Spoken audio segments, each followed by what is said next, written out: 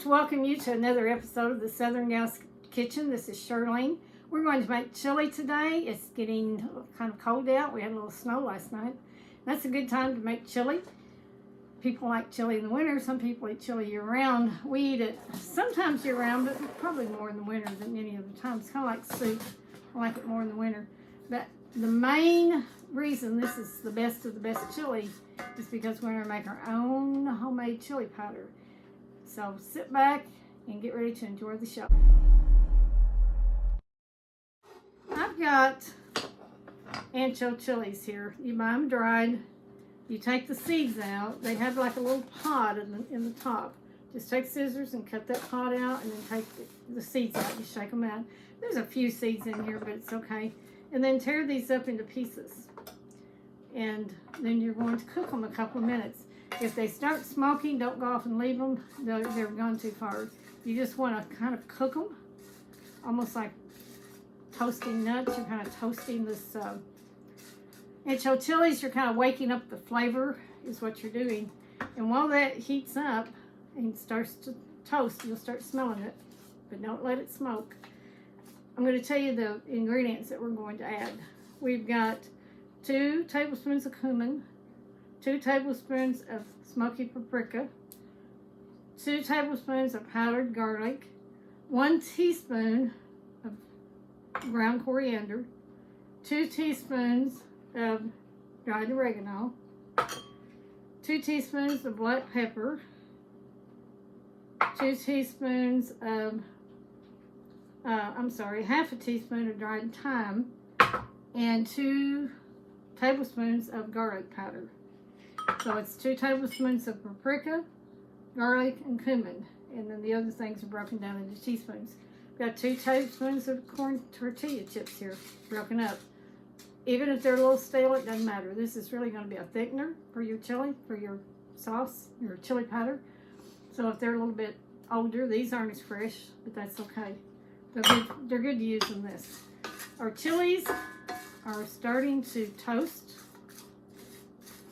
You can smell them now. When you start smelling them, that means they're pretty much ready. And then we're going to put everything, the chilies, the ancho chilies, and all of our spices and tortilla chips in the food processor, and we're going to blend them up. And you want to blend them about 6 minutes, because you stop and pulse and, stir it around some. But you want that chilies to really break down. Turn my burner off. You want that chilies to really break down. You're going to make chili powder, so that's what it needs to look like. And again, we'll use about half of this in our recipe. You can use more if you want. Just, flavor it, taste it, see it, get it the way you want it. The rest you can keep in the freezer. It'll keep for a while on the shelf, but I don't like it to get too old. I like to just go ahead and put it in the bag in the freezer and have it next time. You could make up a double batch of this, and then you'd have enough for about 4 batches of chili. So this is definitely ready. I'm going to take my tongs and put my chilies in my food processor, and we're going to add in all the other ingredients.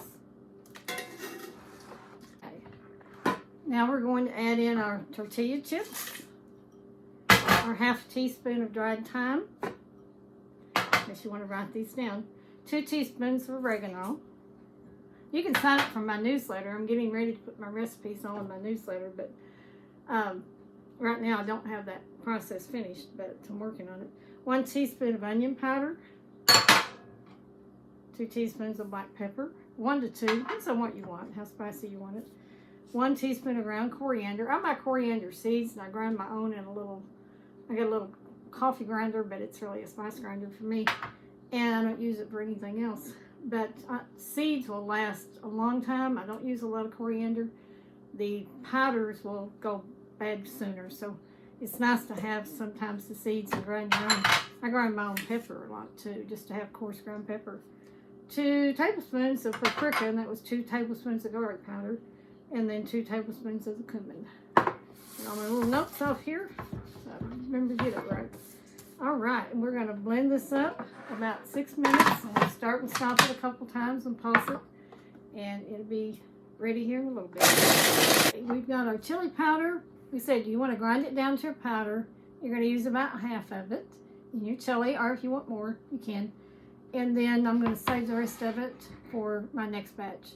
But that's your chili powder. No salt and pepper in it yet, because you'll put the salt and pepper in the chili. You put some in here and you're going to get it too salty. So you don't want any of that in here. And then it does have pepper, by the way. It just doesn't have salt. And you can adjust your seasoning, your salt, with when you make your chili. Come back in a minute for the next step.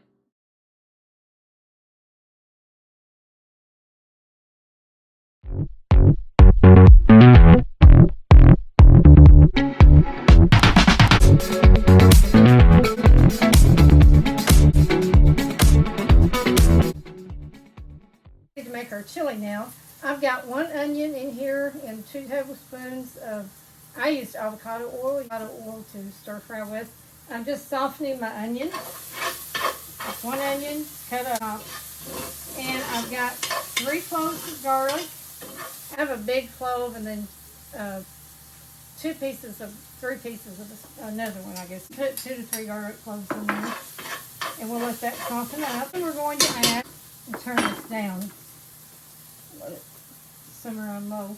We're going to add 2 cans of pinto beans, just normal size cans, 15. 1 large can, 28 ounce of crushed red tomatoes, 2 cups of water, and then we'll put in our homemade, smells so good with the onion and garlic and the homemade chili powder. Your home is amazing in here. You want to have some good smells in your house, make this. I think you'll like it. I know you'll like it. Okay, that is definitely ready. So we're going to add our water. We're just going to bring this all up to temp. Got my crushed red tomatoes. Be careful you don't splatter them all over the place like I just did. And you can use whole tomatoes and let them cook down if you want to. I like the crushed in chili. You could use diced tomatoes. More of a tomato feel in there. Feel, I guess. Well, it's not the right word, but more of a tomato taste where you had chunks. I just like the crushed. We're going to add in our 2 cans of pinto beans. You can use chili beans. You can use kidney beans. You can use whatever you like. When I was growing up, my mother made chili quite often in the winter. And she always used the canned chili beans. And I generally use those too. Didn't have any today, but I have made lots of chili with pinto beans as well. So I had pinto beans. I buy them by the case because we use them a lot. We like to eat them. And so that's what I'm using in here. By the time this cooks, 1.5 hours, 2 hours in the oven, it's going to have that plenty of chili flavor on it. Now our homemade chili powder, see, it's ground up into a fine, I'm going to let you see that really well, to a fine powder. I'm going to start with 1/3 cup and 1/2 third. I'll probably add more. Then I want to start with less, and you can always add more. And then after this cooks a little bit, I'll go ahead and sprinkle some salt in here too. But I won't put a lot of salt until I cook it and see what else it needs. So, like I said, I've got about 1/2 teaspoon of salt. Like I said, we can always add more. So we'll just put that in for now. We'll taste it. As it cooks, just taste it. And after about an hour especially, see what else you think it needs. And that's about all there is to it. It smells really, really, really good. So we're ready to get this baby covered and put in the oven. We'll come back. I do have one more thing to add to this chili, and that's the meat. I would have normally put the meat in after the oven, onions and garlic. But I have browned a pound of ground beef, and I put a little bit of salt on it, and I sprinkled just a little bit of the homemade chili powder on it. That just gives it, soaks right into the meat, gives it some flavor. I'll add that to our pot of chili, and then I'll put it in the oven and cook it. See you in a minute.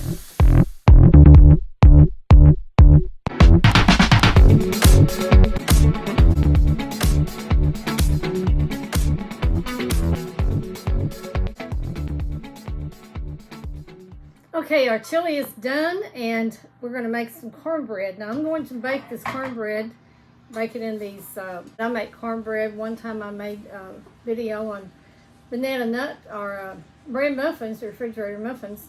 You can watch that. But I made some in these and some minis and then some regular size, all three. But I like these because the cornbread's kind of crusty around it. You can make regular just cornbread. I love cornbread in a cast iron skillet too. But I'm going to make this today. And I'm using self-rising cornmeal. I'm going to make this really simple.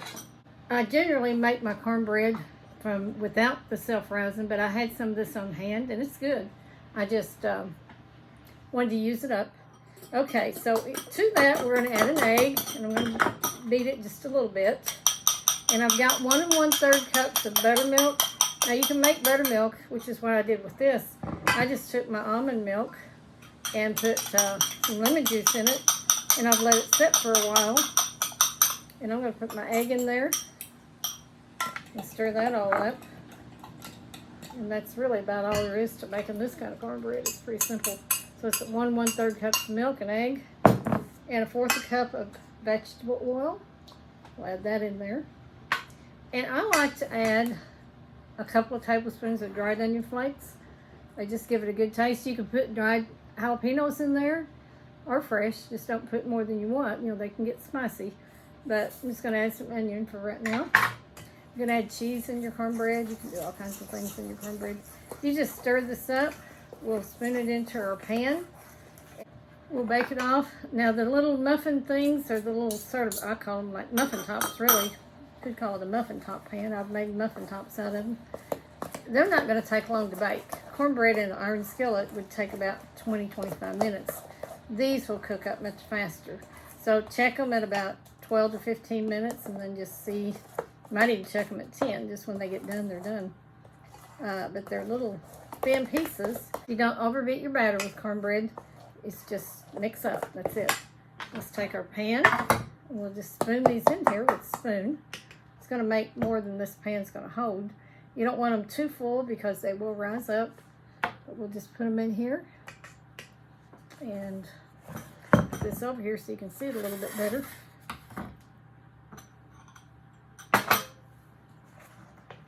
We'll spoon them in here and then we'll bake them off. And they're going to be delicious with our chili. You know, another thing too, we had cornbread a lot when I was growing up, and I did grease this pan too. Mother loved cornbread. She didn't like biscuits much, and she didn't make them, but she made a lot of cornbread. And a lot of times we would have fried cornbread. Some people call them whole cakes, but you just take your cornbread batter like this, grease a griddle. I have an electric griddle. She did them in a skillet, and to me, the skillet, I get it too hot. I like my griddle better for pancakes and things like that. But whole cakes are really good. So if you didn't want to, let's say your chili's on 275 and you don't have another oven to bake it off and you don't want to wait, you can just fry these off. And they're really good. They're actually very, very good. Fried whole cakes are good. So you could do that with these too. Or you could just eat your chili with crackers if you wanted to. It's your chili.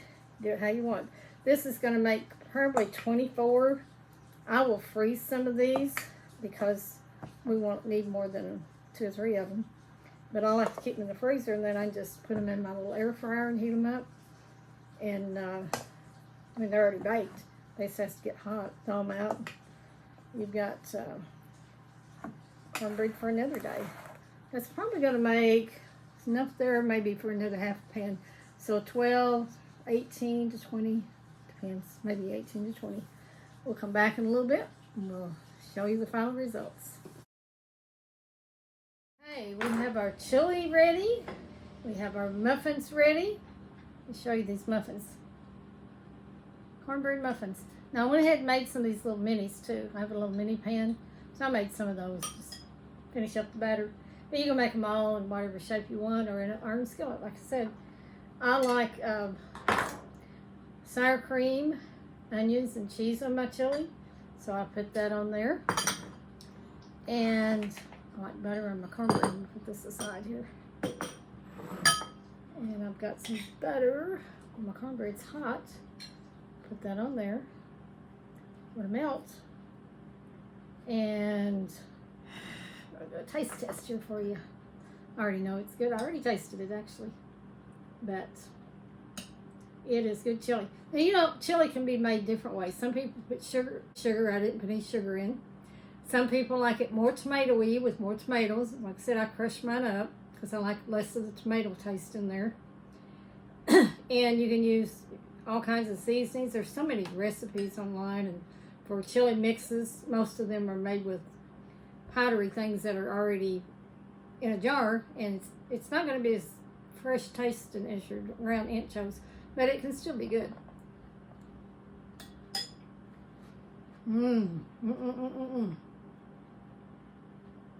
That is pretty perfect. That cornbread is good too. So try some chili on these colder winter days. And, you know, even this recipe with 1 pound of meat still makes quite a bit. We'll have chili a couple more meals out of it, or you can freeze it. But try this recipe. Even if you use regular chili powder, you can still make this chili. I think you'll like it. See you on the next show. Bye-bye.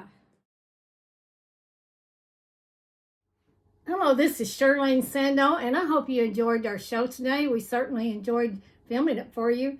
I hope you'll join us every Sunday afternoon at 3 p.m. Eastern on Mupo TV.